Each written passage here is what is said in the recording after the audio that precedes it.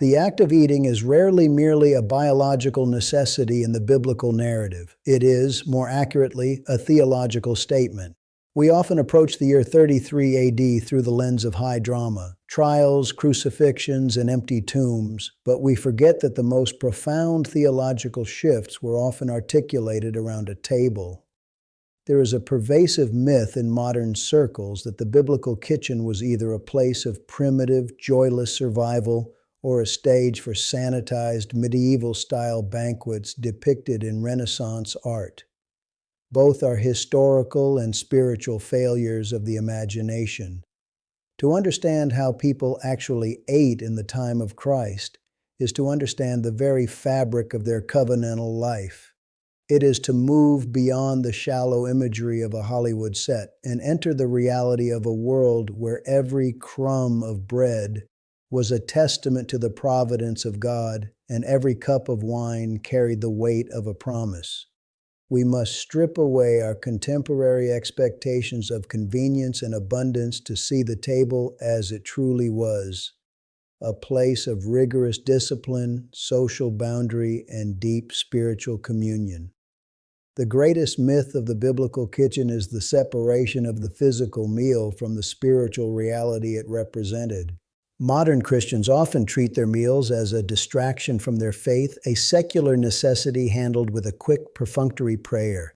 But in 33 AD, the kitchen was not separate from the sanctuary.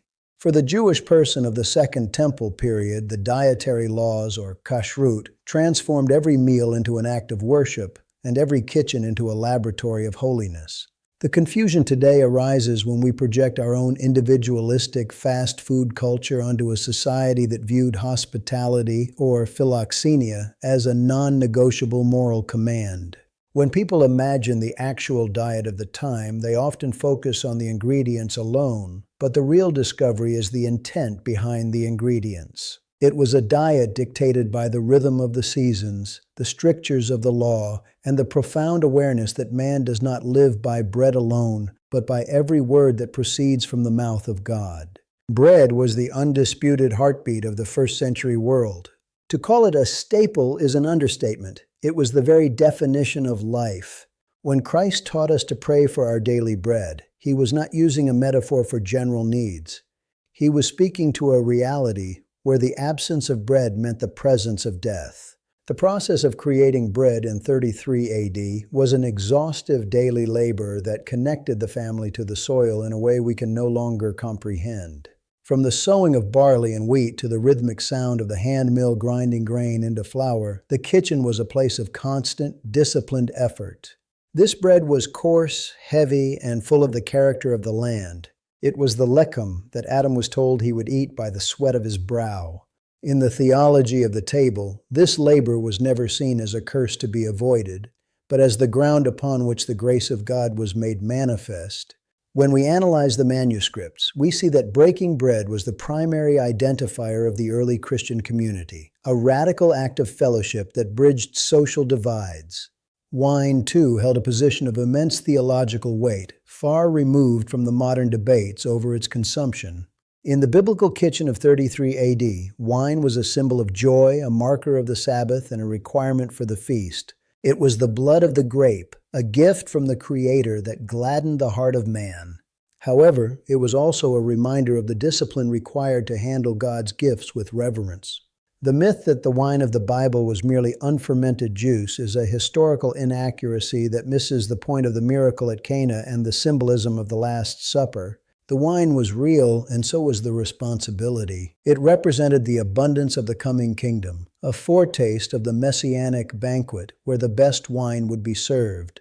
To understand the kitchen of 33 AD is to recognize that nothing was incidental. The sour wine offered to Christ on the cross and the fine wine shared at a wedding were two ends of a theological spectrum that encompassed the entirety of the human experience.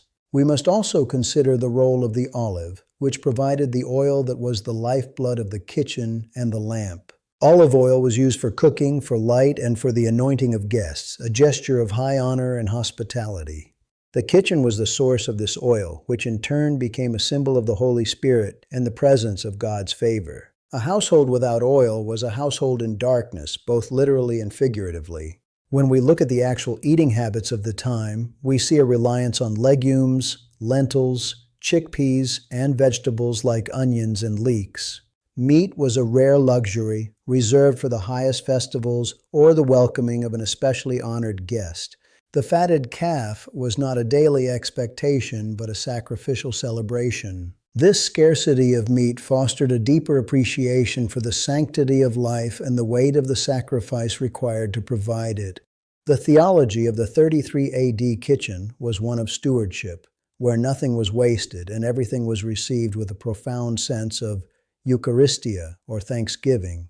The Roman occupation of Judea introduced a tension into the biblical kitchen that is often overlooked. The Roman triclinium, a U-shaped dining arrangement where guests reclined on cushions, began to influence the way the elite and even the middle-class Jews ate their most important meals. This was not merely a change in furniture, it was a shift in the social architecture of the meal. To recline was to signal that one was free, not a slave. It is highly significant that the Last Supper likely utilized this reclining posture, as it framed the meal within the context of the Passover, the celebration of freedom from Egyptian bondage. The kitchen, therefore, had to adapt to produce meals that could be served in this formal, deliberate manner. The shock for many modern observers would be the slowness of the meal. Eating was not a task to be completed, it was an event to be inhabited. It was an exercise in patience and presence, a stark contrast to the hurried, distracted consumption that characterizes our modern lives. Salt was perhaps the most intellectually demanding ingredient in the ancient kitchen. It was more than a seasoning, it was a preservative and a symbol of the covenant. A covenant of salt was an unbreakable bond. To share salt with someone was to enter into a relationship of mutual protection and loyalty. When Christ called his disciples the salt of the earth, he was drawing on this kitchen-based reality. He was saying that they were the preservative of the world's moral and spiritual order. If the salt lost its savor, it was useless. In the kitchen of 33 AD, salt was a precious commodity, often used to seal deals and confirm friendships. The myth is that salt was just a condiment. The reality is that salt was a theological anchor. It reminded the eater that their words and their lives must be seasoned with grace and marked by the durability of a promise. Hospitality, or the welcoming of the stranger, was the engine that drove the biblical kitchen. In a world without modern hotels or restaurants, the home was the primary site of care and community. This was not the superficial entertaining we see today, where the goal is to impress. Ancient hospitality was about the recognition of the image of God in the other. To provide a meal was to participate in the work of God's provision. The manuscripts of the New Testament are filled with scenes of eating, because the table was the primary location for teaching and transformation. Christ did his most profound work while breaking bread with tax collectors and sinners, as well as with his closest followers.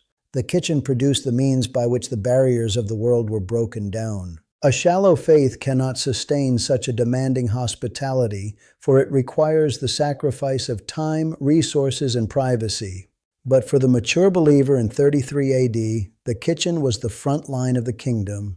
The theological depth of the kitchen is most visible in the observance of the Sabbath meal. As the sun set on Friday evening, the kitchen transitioned from a place of labor to a place of rest. The food had to be prepared in advance, a requirement that demanded foresight and discipline. The lighting of the candles and the sharing of the challah-style bread marked a boundary between the common and the holy. This was the actual way of eating, with a consciousness of time as a gift from God. The myth of the biblical kitchen often ignores this rhythm, portraying life as a monotonous grind. But the Sabbath meal proved that even in a world of hardship, there was a designated time for delight and reflection. The kitchen was the servant of the Sabbath, ensuring that the physical needs were met so that the spiritual soul could soar. When we analyze the specific menu of a significant meal like the Passover in 33 AD, we find a sophisticated interplay of memory and hope. The bitter herbs were not just a side dish, they were the taste of the bitterness of slavery. The charosé, a mixture of fruit and nuts, was the mortar used in the bricks of Egypt. The lamb was the reminder of the blood that spared the firstborn. Every element of the meal was a sermon. The shocking discovery for many is that the ancient work of the kitchen was the curation of a living memory. To eat was to remember, and to remember was to be reconstituted as the people of God. The theology of the 33 AD kitchen tells us that our history is something we carry in our bodies, something we digest and incorporate into our very being. Historically, we must also acknowledge the limitations and the harshness of the first century kitchen. There was no refrigeration, no running water, and no consistent source of heat other than the clay oven or the open fire. The effort required to produce a simple meal was immense. Yet, it was in this environment of limitation that the most profound expressions of gratitude emerged. We often assume that abundance leads to thankfulness, but history shows the opposite. The people of 33 AD ate with a gratitude that was proportional to the difficulty of the harvest. They understood that every meal was a miracle. When we strip away the myth of the primitive kitchen, we find a level of spiritual maturity that puts our modern complaining to shame. They knew that the table was a gift, not a right. The question for us today is how we can reconstruct this mature understanding of the table in our own lives. We must move past the slogans of modern diet culture and return to the theology of the meal. Do we see our kitchens as places of service and worship, or merely as stations of convenience? Do we view the act of eating as a covenantal moment or as a secular distraction? The ancient work of the kitchen in 33 AD was to prepare the heart as much as the stomach. It was to recognize that the table is the earthly shadow of the heavenly banquet. If we want to believe faithfully, we must think carefully about how we eat. A shallow faith cannot carry a heavy life, and it certainly cannot sustain a meaningful community around a table. I have spent years studying the historical and theological textures of the first century, and I am continually humbled by the dignity and the depth of the ancient table. The myth is that they were simple people with simple lives. The reality is that they were a people of profound discipline who saw the hand of God in the lowliest of tasks.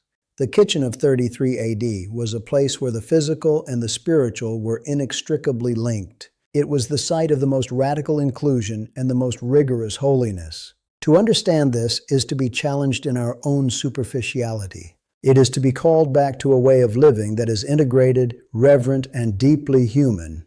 I want to ask you to reflect on your own table. When was the last time you saw a meal as a theological event? When was the last time you viewed hospitality not as a social obligation, but as a spiritual command?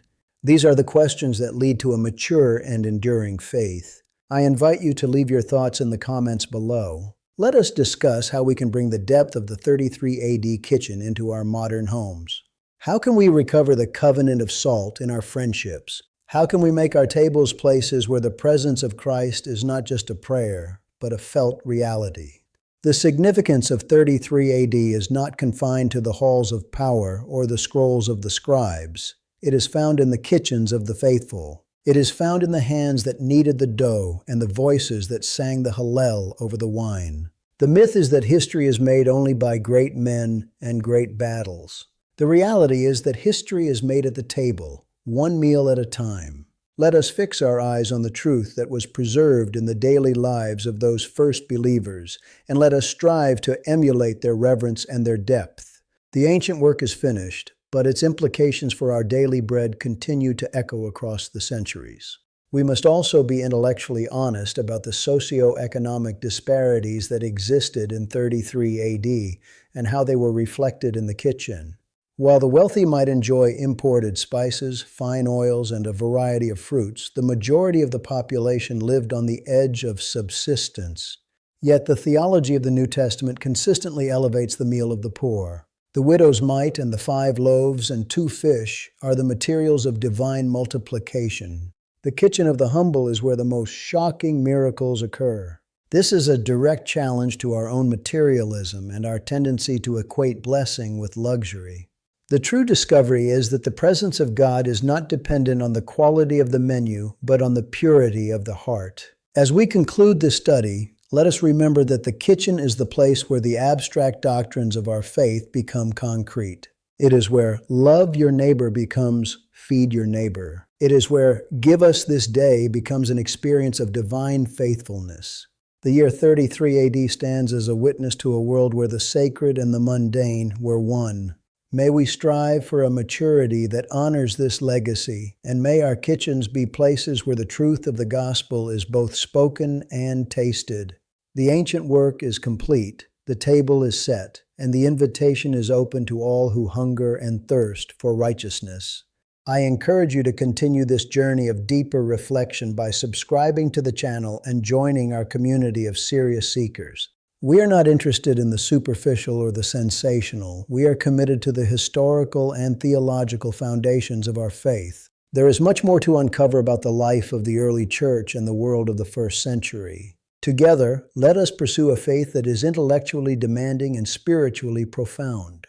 Let us be the ones who hold fast to the ancient truths in a world of passing fads.